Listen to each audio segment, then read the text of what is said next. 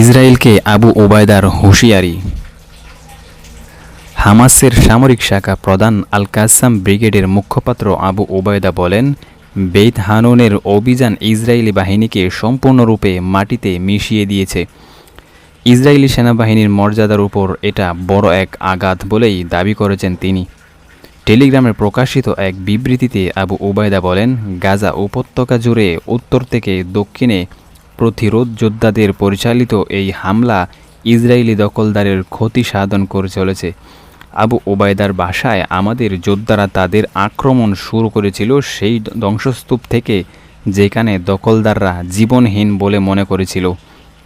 তিনি আরও বলেন, উত্তর থেকে দক্ষিণ পর্যন্ত সমগ্র গাজা উপত্যকা জুড়ে আমাদের যোদ্ধাদের যে ক্ষয়ক্ষতি হয়েছে তাতে শত্রুদের আরও বেশি ক্ষতি হবে। তিনি আরও সতর্ক করে বলেন, দখলদার বাহিনী আর সফল হবে না, ভবিষ্যতের সংঘর্ষে আরও ইসরায়েলি সেনা মারা যাবে। তিনি ইসরায়েলি প্রধানমন্ত্রী বেনিয়ামিন নেতানিয়াহুকে সরাসরি সম্বোধন করে বলেন, আবু ওবায়দা, গাজার ভেতরে দখলদার বাহিনী রাখার সিদ্ধান্ত ছিল সবচেয়ে বোকামি। তিনি সতর্ক করে বলেন, এই ধরনের পদক্ষেপ কেবল দখলদার বাহিনীটির ক্ষতিকে আরও গভীর করবে এবং যুদ্ধক্ষেত্রে তাদের ব্যর্থতাকে দীর্ঘায়িত করবে।